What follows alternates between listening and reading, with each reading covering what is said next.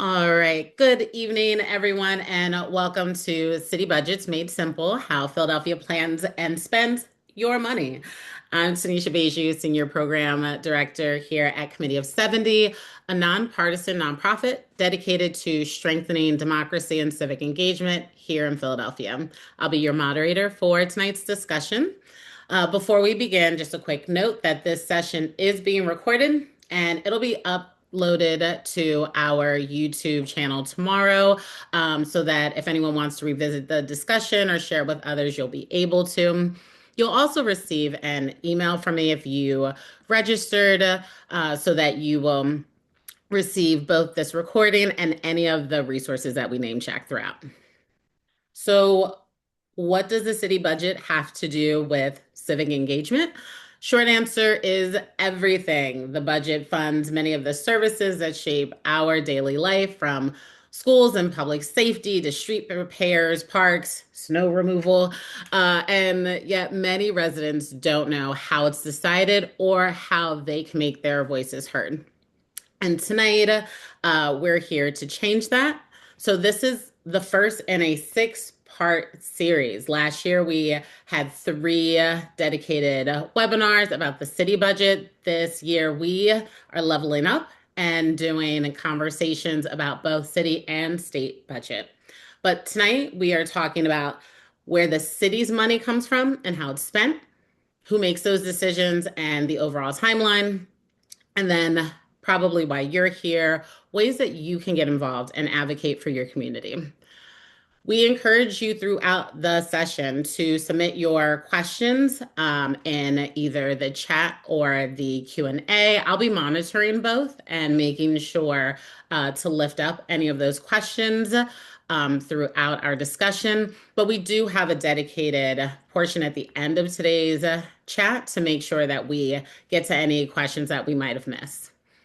Tonight, I am joined by the two lovely people on screen, my colleague Andrew McGinley, who is VP of Policy here at Committee of 70, and our good friend Sarah Bishop Stone, Program Director at the People's Budget Office, a project of Mural Arts. At People's Budget Office, their mission is to help Philadelphians do exactly what we're doing today, to understand how the city budget works, imagine what a fully funded city could look like, and find ways to advocate for change. So before we dive in, I'll turn it over to Andrew and then Sarah to say a couple words. Yeah, thank you, Tanisha, for the warm welcome. And Sarah, always great to have the PBO join us for these conversations. Thank you, everyone, for joining us. I just wanted to put a quick plug in for the incredible resource, our How Philly Works guide, which I think a lot of our conversation complements the detailed budget process that we have laid out in the guide. So it's a great resource that's available on our website. If you have questions, you can always refer back to that. And hey, yes, thank you, Tanisha, for that wonderful introduction. And also, yeah, as Andrew was shouting out that How Philly Works guide, I also want to reiterate that I learn something new every time I go over this information. We give these budget workshops all the time, and usually start by asking, on a scale from 1 to 5, how well do you feel like you know the city budget? And even after doing this for quite a while, I would not consider myself an expert. And so hearing it in many different forms, whether it's through the C70 resources, through this webinar, through other workshops, is always helpful.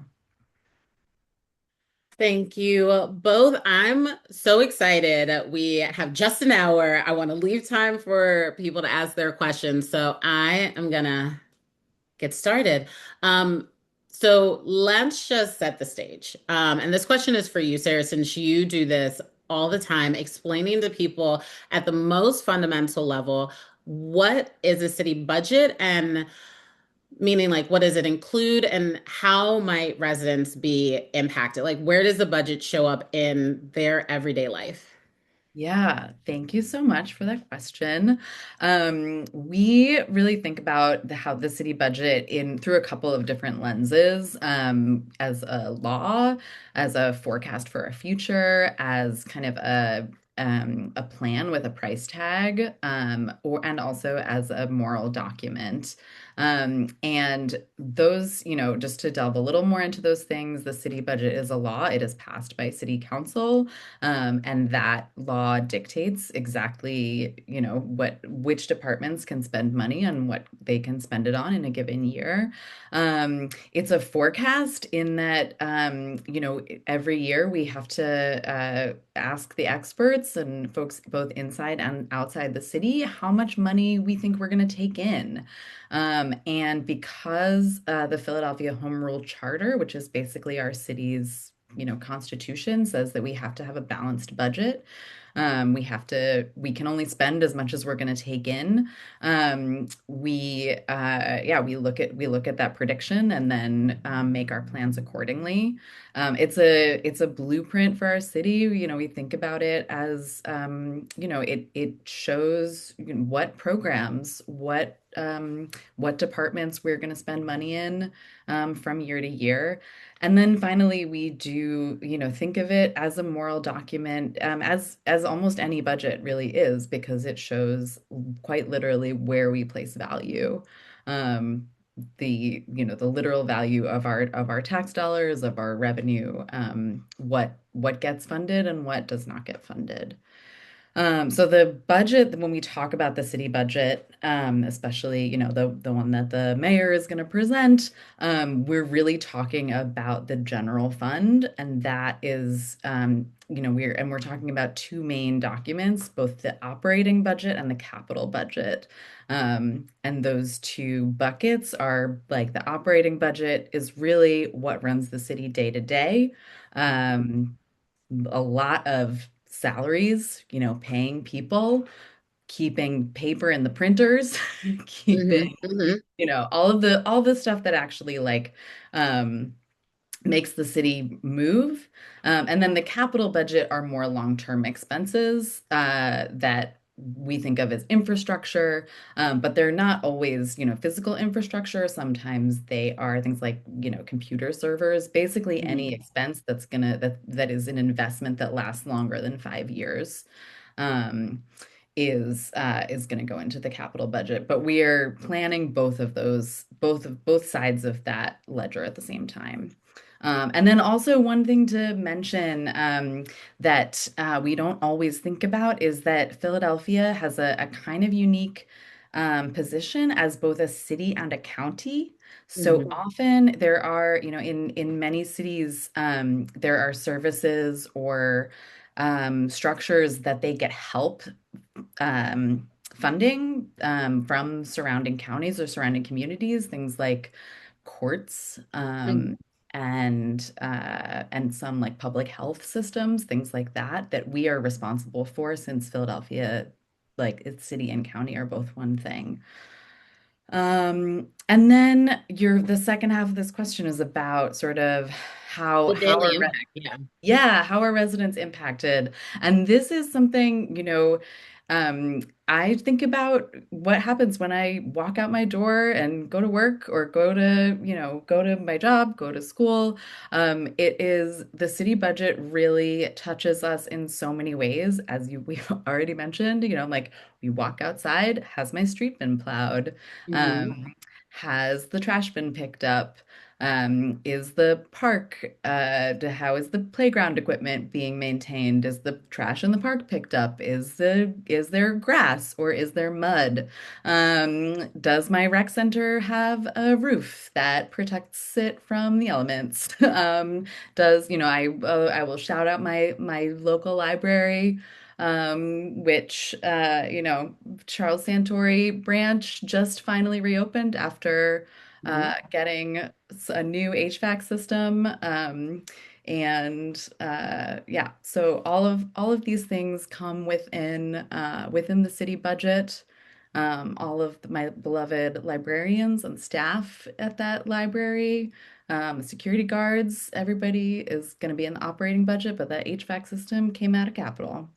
That was exactly where my head was going as like a quick refresher of like, okay, let's make sure that we completely understand the difference. And for us going to the what is a city budget, like we all have our own budgets, and yet we don't have some of the constraints with our personal budgets that the city does. For many of us, our revenue, what we are bringing in, I mean, we are spending a lot more, like, through the use of credit than we're bringing in. So it's not always a balanced budget for ourselves, but the city does have that constraint. One of the things that we do absolutely have is that moral document. So what we spend our money on does dictate like what our priorities are. It shows what our priorities are and what we really care about. And I think that's like a really good place to transition, Andrew, to like where does that money come from when we're thinking about the city's revenue, the money that the city is collecting. I know that there are like the three big areas. There's everyone's favorite, wage tax, real estate tax, which just came out of escrow for me this morning, so I feel that one deeply. And then business tax, right? So can you walk us through before we like get later on into like the balancing of that? Can you talk to us about what each of those are? Yeah, absolutely. I think one thing to touch on before we get into like the specific taxes Mhm. is like the constraints, right? Because we're a city, but we're within the Commonwealth of Pennsylvania, and therefore we have our city charter, but we're also bound by the Pennsylvania Constitution. And there's a clause in the Constitution called the Uniformity Clause, right? And this is a really important thing that does impact the way we bring in revenue. Courts historically in Pennsylvania have basically interpreted the uniformity clause that all state and local taxes have to be flat, right? So the same rate is applied to every group, every type of person, every type of building, regardless of what the building is, right? So I live downtown in a Trinity, not a huge property, and I'm blocks away from skyscrapers, but the tax rate I pay is the same as commercial skyscraper that's 75 stories tall. The same is true for our wage tax, right? So, regardless of how much money you earn each year, you're paying the same rate of taxes. You're not paying the same amount, but you're paying the same rate. And that does impact the way we can budget as a city, right? And the way we can raise revenue to pay for all of this important stuff. The wage tax is the one people probably complain about the most, people generally, Mhm. because if you are working in Philadelphia, you are paying that, right? Um, Even if you don't live in the city of Philadelphia, you're paying the wage tax, right? So if you work here, what that means is it's basically an income tax that comes out of your paycheck. And if you live in Philadelphia and work in Philadelphia, you pay a slightly higher rate than you would pay if you were living outside the city and working in the city. But that is, one of the main drivers of the city budget. That with like our net profits tax, which is sort of a business tax, sort of an individual tax, that's like a third of our overall revenue that comes into the city. So it's a huge driver and it's a huge thing that people complain about because it's money coming out of your pocket that if you're working on the other side of City Line Avenue, you're not paying that same rate if you're living and working outside the city. So I did like name check two other taxes, but just with the wage tax, it is such a large, it does play such a central role in our budget.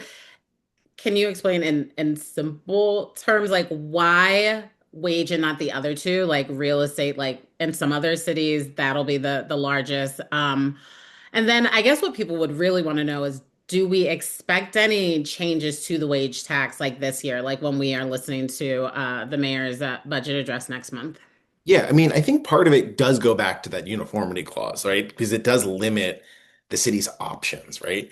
People who live here and work here are a revenue source for the city ultimately, right? They're all of us who live and work in the city are driving funds into the city government. We're also relying on the city for services, right? So there is a trade-off there. But ultimately, there's just limitations on what the city can do. They can't raise the rate on commercial property or on billionaires under state law. So the wage tax hits everyone equally. And, in a city where we have a fairly high poverty rate, that's hard, right? That is hard for people to pay that tax that comes out of their pocket every month. So it's a real challenge. I, Do we know if there's going to be any yep. I was like, I know changes there was a yet? second question. Sorry, I snuck that one in there. So, we've seen historically a trend of decreases in the wage tax. I pause when I say decreases because they are gradual, right? Mhm. They are very, very small decreases because the city each year, because we have to have a balanced budget and the world costs more money every year, those decreases have not been big historically. Often you may not even notice that individual decrease in your wage tax from month to month, right? It can be really, really small. But it's building towards a system where we're less reliant on it and we're Mhm. looking at other revenue sources long term. And part of that is, if you can decrease some of these taxes, and we'll get into some of the business taxes, the theory is if you can decrease those taxes, decrease the wage tax, you can broaden the base, right? So you bring in more jobs, more Fortune 500 companies, more for-profit enterprises into the city, which then creates higher paying jobs because there's less, there's a better tax structure for businesses to operate within Philadelphia. So there is sort of a gradual step down plan when it comes to wage checks, but it is incremental at best. And that's definitely going to be helpful as we transition into the next tax, the real estate tax, so that people, if they are keeping more of their wages, then hopefully they can buy more property. Can you break down that portion? And then afterwards, Sarah, I definitely invite you to share more about either real estate or wage as well. Yeah, that would be great to have. I feel like I'm talking a lot. We love So it. We love it. I tell you, I learn all the time. So your property taxes, I mean, if you talked about it came, for many of us, it's built into our mortgage because we don't own our homes outright. And that's typically through escrow, it's like a monthly fee, right? The city's share of property taxes is about $900 million a year, right? So your real estate property taxes is split between the city and the school district because the school district is also, it's a separate entity, right? So they have dedicated funding through the property taxes that funds that. That's not unique to Philadelphia. That's common across the Commonwealth. That's how we fund most of our public education is through local property taxes. And so it's almost $900 million. It's a huge source of revenue that's based on the value of sorry, it's based on the value of your property, right? And what we've seen over time is a couple of things. We've seen pushback on raising that rate because people never want to vote for a new tax. But there continues to be increases in it, in part because properties become more valuable and we reassess properties, right? So you'll get a notice regularly in the mail about, your property has been assessed at this rate, the land that it's on, and then the actual house. Philadelphia does that pretty regularly to make things fair. We've seen other counties. I think it's Allegheny County hasn't done a property reassessment in like a decade, which creates a lot of inequities, right? Because then if you're Mhm. buying a house, you're a younger person buying a house, you're paying more for the house, and therefore you're paying more in taxes. So it is sort of an equity where we have a system where while we don't love paying property taxes, I understand that. It's more fair that we're reassessing more regularly so people aren't, getting a benefit just because they bought a house 20 years ago. And the city does do some exemptions. So we have like our homestead exemption, which helps offset some of the costs that you can apply for online. That's super easy to apply for. If you're a property owner and you have not done that, go on to the city's Department of Revenue right Mhm. away and do it. And then the other piece is the the long time owner occupied property break. So that's where I think it's if you lived in your home for about 10 years, you can also get a break on your property taxes. All of that information is on the Department of Revenue's websites, and you can apply for them all through one pretty uniform system now. It's a really useful resource. So it really takes some time to do that if you own a house in Philadelphia. Absolutely. Sarah's there for PBO when you're explaining these two taxes, the two of the three, are there common questions or things that you always lift up about them? Yeah, well, the other thing to sort of like city level uh phenomenon that we have when thinking about the real estate tax is also that our major private landowners in Philly are nonprofits. University of Pennsylvania, for example, other hospitals, and so they don't pay real estate taxes. And so that also limits the amount of revenue that the city can collect for the like just the literal space that we have and how it's being how it's being used. Yeah, And so that's a there, great point. yeah, Yes, it is, especially as an eds and meds Exactly. city. exactly. Like, and then we have some of our largest employers, or the hate to say landowners. Like, I was a history teacher, and so Mhm. when I think of that, it's a totally different thing. I don't self-identify as a serf, but uh, before we do the last tax. How, for either you, Sarah, or Andrew, how does our real estate tax compare to other cities? Like, I know like Boston is a comparable city, and their larger portion comes from real estate. Is there like a rationale, like an easy, sorry to keep going. Is it easy to explain? But um, how would you explain like the different tactics that cities use when they're thinking through wage, uh, real estate tax, et cetera?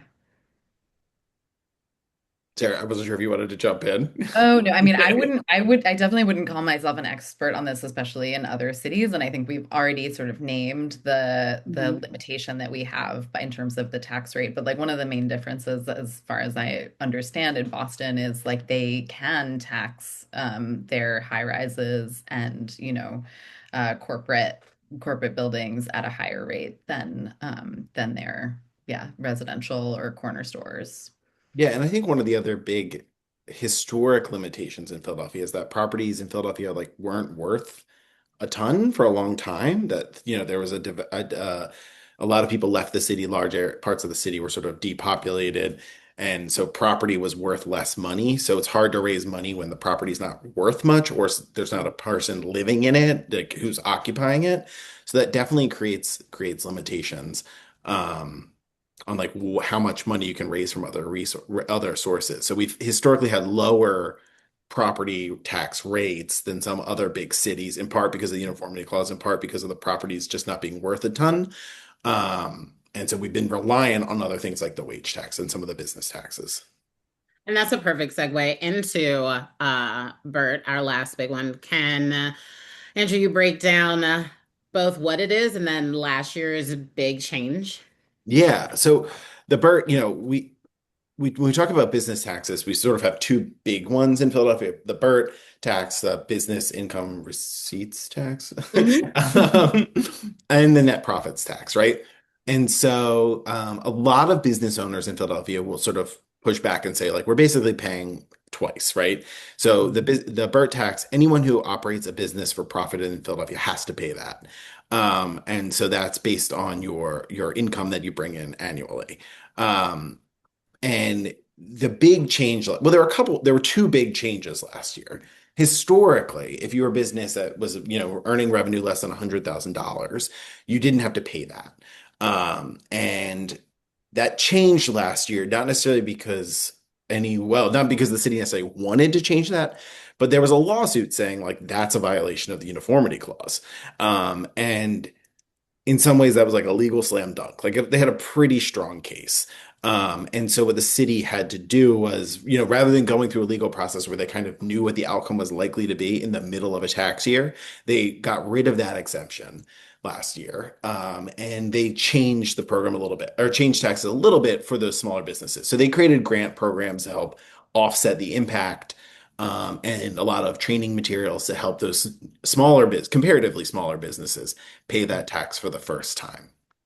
The other big change that happened is, in last year's budget, as we started this process last year, I think we were awaiting a report from the Tax Reform Commission, right? So Mhm. City Council I don't know, brought back to life its tax reform commission about 2 years ago. And they asked them to look at Philadelphia's overall tax environment to figure out like how can we make the city more friendly to businesses to bring in higher paying jobs was ultimately the goal. And so the Tax Reform Commission created a set of recommendations that related to the wage tax, BERT, and the net profits tax, and basically said they all need to be coming down pretty dramatically year over year. Um, which would require a switch over to probably relying more on property taxes, right? So that's a challenging political decision to make. But what did happen last year is the city codified a step down for these taxes, right? So they wrote into law like a schedule for how those taxes will be decreased over time. It didn't give the Tax Reform Commission everything they wanted, but it was a big step towards getting those taxes lower over time. And also, if you know, I hate to say this, I talked about like the wage taxes, like we might not notice those decreases year to year. If you're a business and you're thinking about investing in a city and you can see like, okay, there's a schedule, this is going to get lower and lower over time, you might be more willing to make a decision because it's more predictable, right? It's a more predictable tax Mhm. environment. So I think that those were two really big changes that happened last year.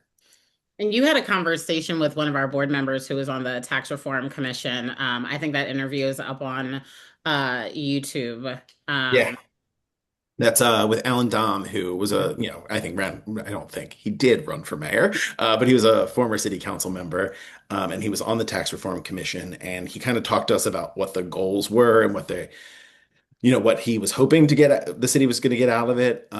We should probably do a follow-up to see like how he feels a year in, or bring in some other members of the Tax Reform Commission for a further conversation.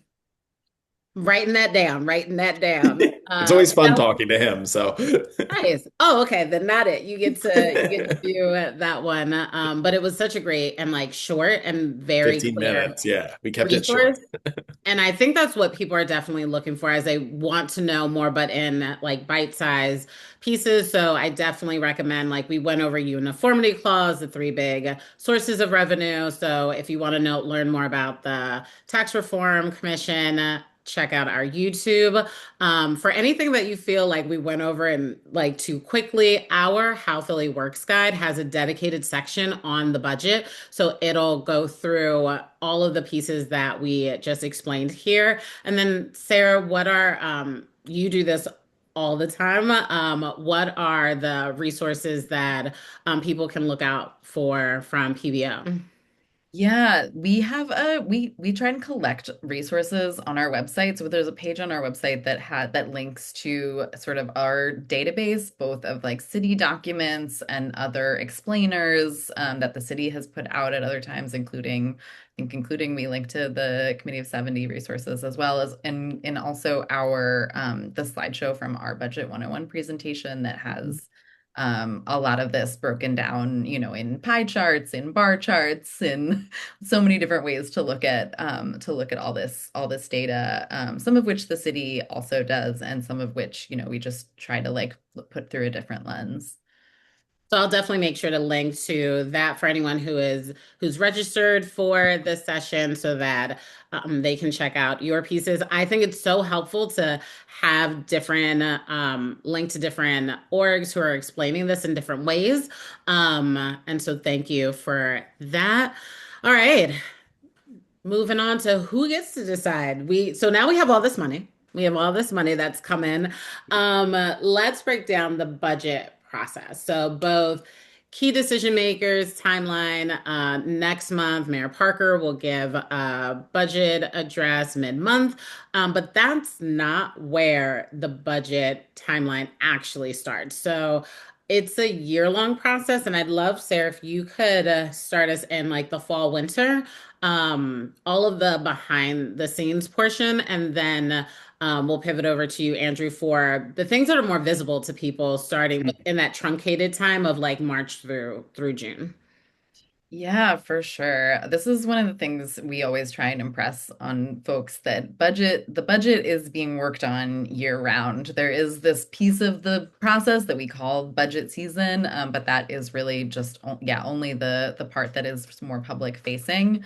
So our budget season or our fiscal year runs from July to June. So July, we have passed we've passed the new budget, and departments are starting to, work with their appropriations. And as soon as the fall, they get from administration what are called like budget calls, where they are asked for the year coming up what they are planning to do. And often they're asked for some different scenarios. So um, that we use, we use something called performance-based budgeting in Philadelphia for the last 10, 15 years or so, which means that there are certain metrics that each department is either aiming for or kind of being measured by, and that can be really anything from like it's think about like how many tons of trash we're picking up, or how much is diverted into recycling, or streets plowed, etc. Things that are top of mind at the moment. Mhm. Um, but those are all measured, and so and so the budget office, gets that information and looks, compares, how, what their goals are to how departments are actually performing. Often they're asked, if they have a wish list for new programs or expanded services, what that would cost, and often also to think about cut scenarios, in worst case scenarios, what would you have to cut? And so all of those get streamed into the budget office, and then in the winter time, December, January, till about now, the budget office takes all of those requests, again, filters them through both, the performance metrics and the predictions about what revenue is going to look like for the next year, and also the administration's priorities. And thinking about how the administration really is hoping to guide the city, and what of those requests, match those guidelines.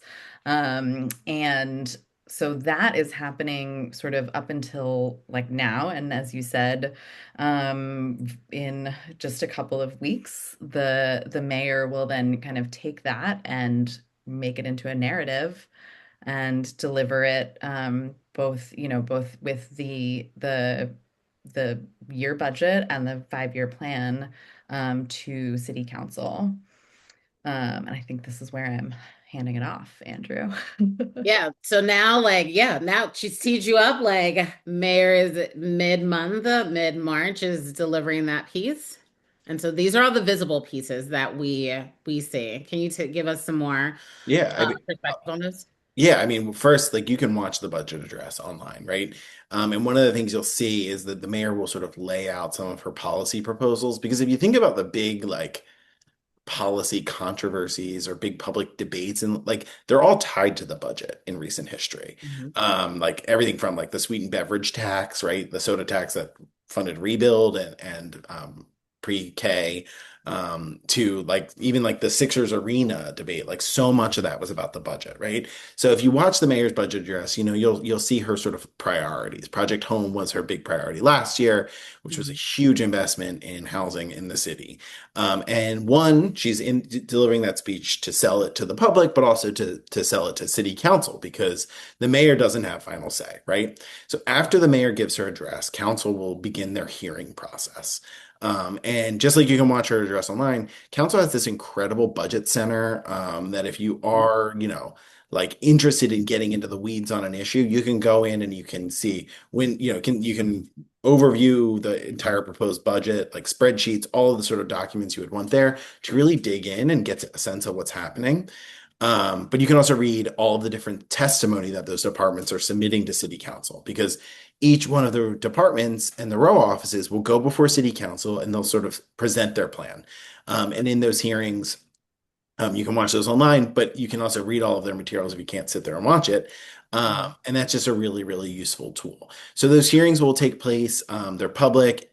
We strongly encourage people to attend those hearings. Like if you're interested in, I often have friends who are really interested in bike infrastructure in the city, right? So they'll go to the Department of Transportation's hearing. They'll talk a lot about those issues there. I'm personally always really interested in the sheriff's office at the Committee of 70. That's an area we track, right? So I will make sure that I read, the submitted materials. I'll look for proposals in the mayor's speech. I'll read those materials, and then I'll go to that hearing and sit and sort of see how things interact, right? How the departments are interacting with city council, because you can get a sense of where council is on the proposal, right? So if someone's asking for a lot of money and they're getting a lot of hard questions, that's a Mhm. pretty good indicator that council's skeptical of that plan. And then you can provide testimony, right? You can go and actually speak at those hearings and tell council exactly what matters to you um, in that, but in that specific area of the budget. So that will take place over the spring and early summer, and then we'll get into like brass tacks of actually passing the bills, right? Because we have a couple of different pieces of legislation that have to move through council to get us to a final budget. And unlike our friends in Harrisburg, council gets this done before they leave. So we don't have those like long delays like we've seen coming out of the legislature in the past, where council will get this done at the before the end of June because they are ready to head out. Often that means city council is passing a budget. It's making a lot of assumptions about what's going to happen on the state level because so much money will go to the city and the school district. And so there might need to be changes from there. But ultimately, end of June is when that budget process sort of wraps up. And that's a good, I'm so glad that you kind of like name check the state because we're going to start this webinar series with a state budget 101 and we have postponed that to next Tuesday. So if you are able to join us next Tuesday, March 3rd, we'll be going over the state budget, doing kind of the same of like the structure, but also, since Governor Shapiro already gave the budget address, and you can find the budget in brief already on the state website, we'll be going over that next week to give you that framework. So, again, that is next Tuesday at 6 on Zoom. We'll be posting it afterwards to our website in case you want to compare the two. Um, so, we're getting towards the end, and like there's the two really big questions of why should you care? To the audience that is here right now, like they do. And so we thank you again for spending your evening with us.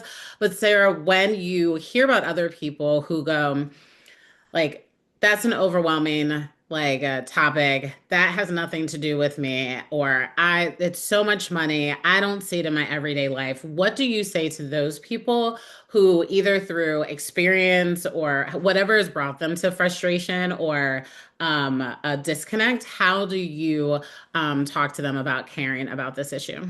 Yeah. I mean, first of all, if they don't see it in their everyday life, do we live in the same city? I don't even like Mhm. as discussed, it touches at like they talk about like a government you can see, touch, and feel, and this is Mhm. really where the rubber hits the road is in these city services so often.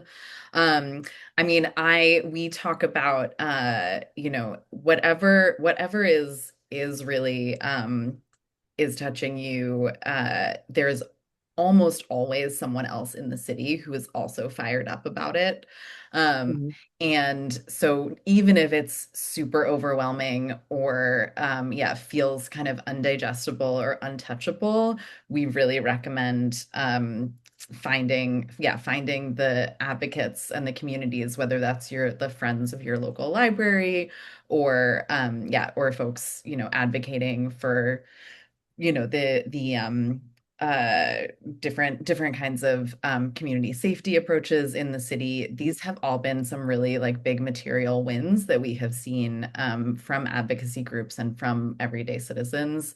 Um, yeah, organizing, going to city council, and as Andrew mentioned, there is public testimony time in the budget hearings that is reserved for people to go on the record and have your say, and it can be really powerful, and it can also feel really frustrating Mhm. because you are there and they give you your 2 minutes to speak, Mhm. and city council has been there all day and they are tired and sometimes checked out. And it can really feel like no one's listening. But we also really recommend, when you find your people, when you find um, the folks who are doing this kind of advocacy work, going to talk directly to city council as well, making those, making meetings with those council offices, with their legislative staff.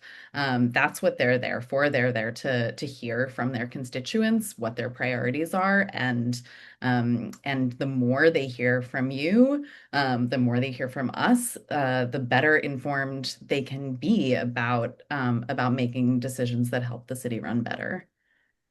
I heard you say to like find your crew, find your people. Are there any standout examples of like it's always helpful to hear a win, right? So many Mhm. people might say like I don't care about the budget. I don't see it in my life because I'm not getting as much of this $7 billion budget. Like my HVAC system and my library haven't been fixed, or like my streets haven't been plowed yet. Like they're not seeing it. So we do need like those good wins to help us, Yeah. stay consistent. Do you have any uplift for us? I mean, absolutely. I think, the libraries, look, could they be better funded? Always. Mhm. But we all remember, I hope it was not that long ago that we were in a real crisis budget because of COVID, as we all learned, like the amount of money that comes from wage taxes means that if a whole lot of people are unemployed in our city,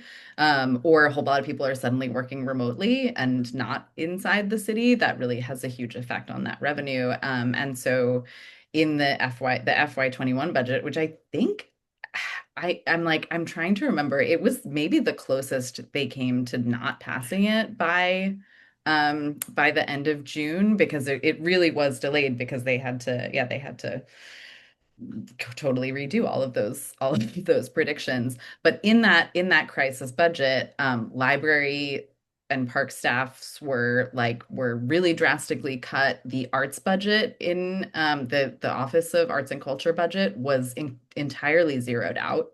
And in fact, we lost the arts office for a couple of years. And both of those things have come back thanks to advocates, thanks to advocacy campaigns. There was a No to Zero for the Arts campaign, and we have thankfully restored an arts office, Office of Arts and Culture, Creative Philadelphia, now named in our city, which I think is an essential piece of having a world-class city. And yeah, and restoring a lot of those library staff. And I will say a lot of those wins too, especially like thinking about libraries.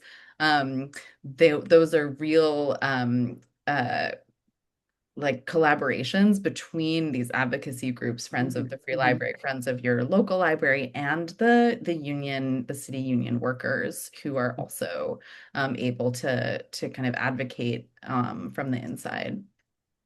I love that win, especially for public space. I am a big advocate of like going out and doing things, finding whatever your third space is, especially for our little people who need places to go.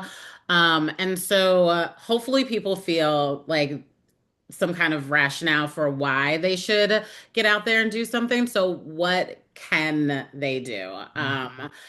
If we'll stay with you, Sarah, so that you can talk about ways that people can get involved. I heard you say in your portion of the budget timeline, like there's the city departments, and you can chat with your council person. So if you want to lead us through any of those or any of the work at PBO, and then yeah, Andrew, for you, I definitely want to hear more about public testimony. But we'll start with what does PBO suggest? Yeah, well, one of the things that we do is so in addition to our like budget 101 workshops, which we do in neighborhoods and like with community groups, and I will also say, if your neighborhood or community group wants to bring a budget 101 to your community, please reach out. We're always happy to find new spots. And really trying to get out into lots of different neighborhoods. In addition to those 101s, we also have been doing budget 201s, where we kind of delve more deeply into different subject areas of the budget. So thinking about how housing is reflected in the budget, thinking about how um, uh, public health we did one with the the deputy budget person at SEPTA last year. When, in SEPTA, I was like, they were in their crisis, but they're always, I was always, about to say, are you doing always another one? I'll just be at kind of that kicked that can down the road. I'm looking forward to the state budget webinar so I can hear one. more about that. Um, so yeah, so we work with advocacy groups often to put those on, and so try and connect folks that way. And again, I mean, I think if there's yeah if you're fired up about it, there probably exists a campaign, and those people will also yeah be at those council hearings and council meetings.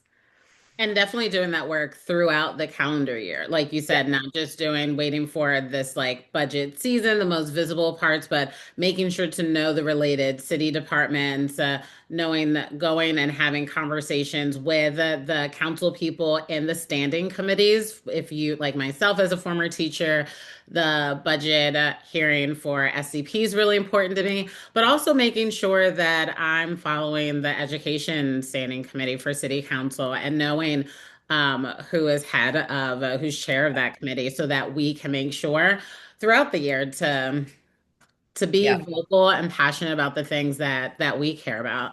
Yeah, Um, absolutely. And I'm just gonna just add that yeah. well, yeah, I think to yeah, doing knowing the players, knowing who are the decision makers for your specific um issue area is super important, and just to drive home that they don't all already have ways to gather this feedback.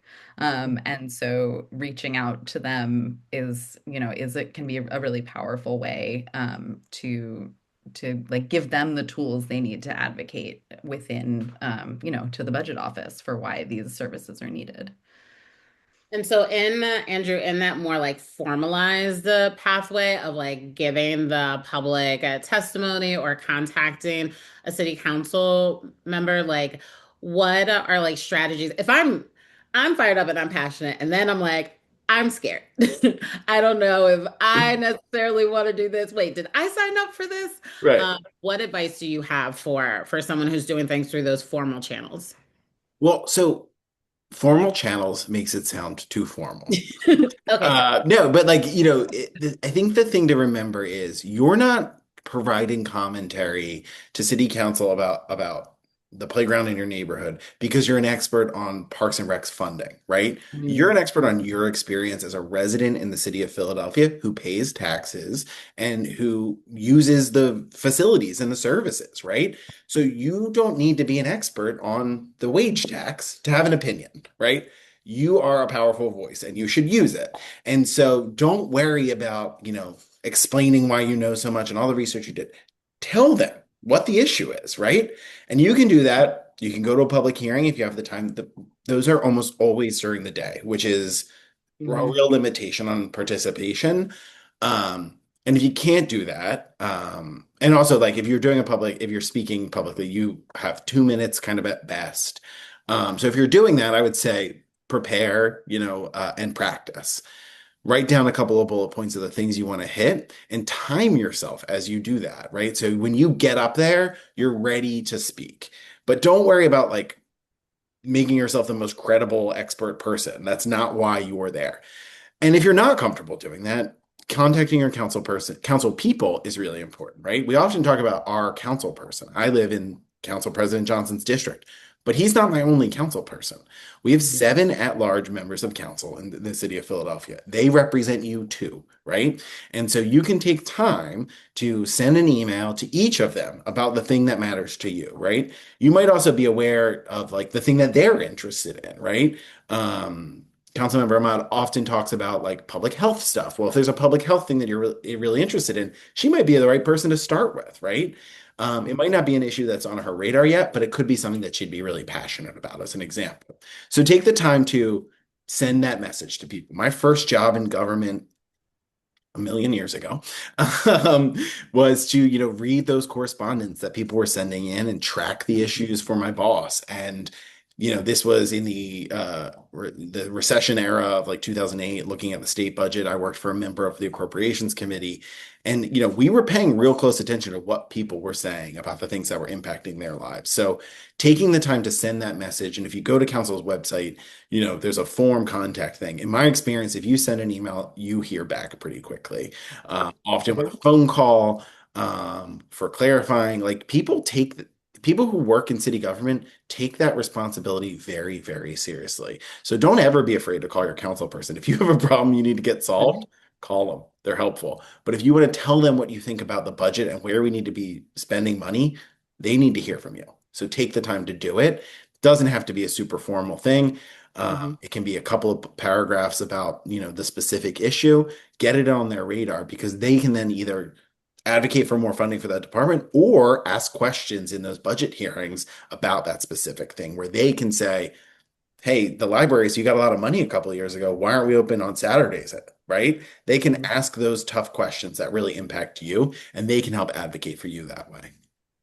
That feels really heartening to hear it that way. And definitely with the House City Council works sessions that we do, I have paused in those sessions and had people reach out to their council member, their district council member, and they have heard back immediately, like before the end of that session, and have said to me, "Is this a real response?" And it's like, absolutely, because they all have the constituent services rep. So knowing that there is going to be someone responding and the constituent services rep, their whole job is to keep the council member in a job. So they will do, they will And absolutely. sometimes you'll hear from them. Like I used to live in Councilmember School's district. I would email him at 10 o'clock at night about Pop's Playground was like the playground in Mhm, our neighborhood. And you would hear back immediately from him, not a mhm. staff person.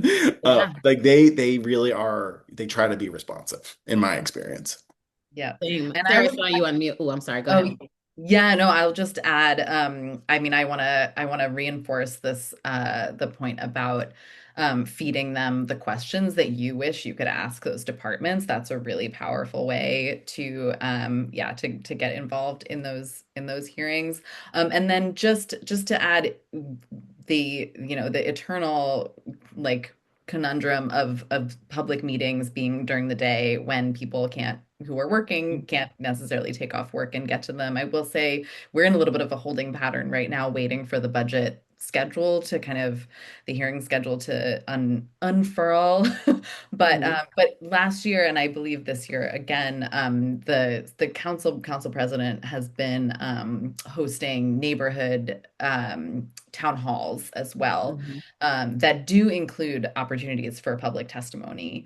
The mayor was hosting town halls, I think, in different neighborhoods as well. I think mhm. those, as far as I understand, don't include a response opportunity, but they do have sort of resource fairs. And then the town halls that council has been hosting are like similar to the hearings. Recorded and do have an opportunity to speak and give feedback. That's a perfect transition to our own Q&A. If you have not already dropped a question in either the chat or the Q&A, please feel free to. One question says, would you suggest, so Sarah or Andrew, would you suggest contacting the mayor's team as well as city council? Like, is there that same type of immediacy of response? That we have seen personally with city council? That's a genuine question also for me because I constantly tell people to contact their council people. I have not personally done that, but it's certainly something. Oh no, this is the part that I was like, I was like, he looks so contemplative. He's like, well, I think this is. So we're gonna give Yeah. Andrew just a moment to maybe like rejoin. Um, but I, have I, you do I have ever? it? I mean, I will say it can't. it probably can't hurt. Mhm. Um, I wouldn't expect a response, a quick response in the same way as especially your district council people or the council members who can offer those specific constituent services. But I think Mhm. especially if oh, Andrew, hello, you're back. Hi, I'm so sorry. Oh, No worries. I'm like um, on pins and needles. I was like, what's what? the answer? But I would say I'm attempting to answer in your stead, that if I think the effectiveness of contacting the mayor is really when you're in collaboration with a larger campaign, so that Mhm. they can say we have the X number of people contacted us feeling this kind of way about this issue. And there is power in numbers there for sure. And sometimes you just like I think you're totally right. Sometimes it just takes one person to say like, "Oh, we're, friends of this park or friends of this school." Like we not might not be doing direct advocacy to the administration, but you could start, right? Like you could take that time, start small and start to just ask for more if you feel like you need it. But yeah, I think bringing council into that conversation is more more direct Mhm. sometimes. Another question says, where in the city's budget do fiscal pressure, compliance requirements, and modernization priorities intersect, creating the strongest case for operational transformation? Ooh, everywhere. I need more. After reading that question, I need more. Yeah, I mean, I think the fiscal pressure piece is always a challenge in Philadelphia, right? So every dollar that the city spends, undergoes real scrutiny, and it creates limitations on our ability um, to modernize a lot of stuff, right? Like, so, everything from, I keep going back to Parks and Rec because often that's like the thing you interact with.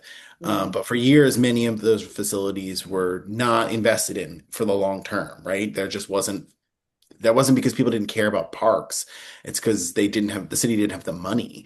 And so, I think that every decision is sort of that we're often stuck in sort of robbing Peter to pay Paul sometimes in city budgeting. And I think that's just always a challenge here.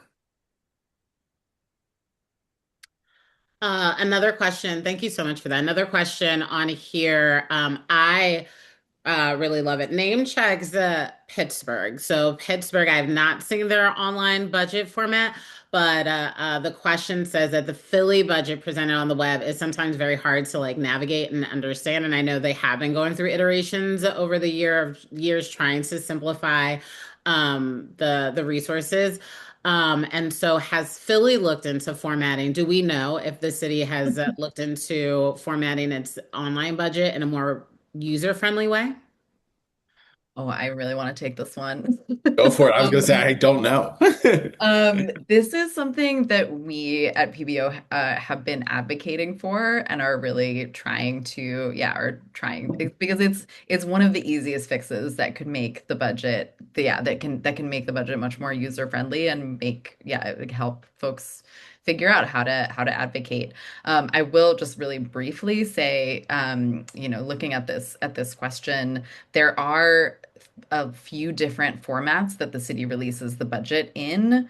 Um, and if you're really looking for detailed information on literally like how much the police spends on its uniforms or how much it costs to staff a sanitation truck, that is in there. And it's in the budget detail, which is like two books worth of 700 pages worth of like line by line information. And it is definitely not user friendly, but if you know what you're looking for, you can dig in.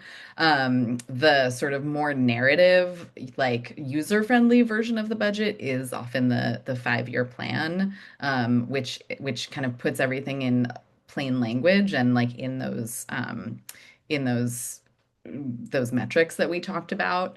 Um, but yeah, I would love for the city to release things in CSV format. that we could, yeah, that we could download data and manipulate it in ways so that we could better understand it and better communicate it to the public. I mean, I would love New York has a like 25 page like how the budget works. So the same way that the Committee of 70 has our How Philly Works, which contains a lot of the information you heard tonight about our budget. New York just goes through in this like 20-page guide, breaking things down and then listing out ways like that you can have your voices be heard and advocate. I think everyone for joining us and apologize to the couple of questions that we weren't able to get to before this 7 o'clock hour, but I will make sure in the follow-up email that I send to everyone who registered to give answers to these questions, as well as links to a recording of this video, our How Philly Works guide with the page number so that you can go back to. Um, these sections. I'll also link to the Alan Dom short video about the Tax Reform Commission, and then resources from PBO's office. But such a big thank you to everyone who joined, and for Sarah and Andrew for sharing your expertise. Thank you so much. And even cute little cowboy in the back. I don't know if people saw that cute little Easter egg watching out the window. So thank you both so much for joining us today. Yeah, thank you for organizing this, Tanisha. Appreciate it. Yeah, thanks for all these great questions too. Appreciate it. All right, friends, thank you so much and have a great night. Have a good night, everyone.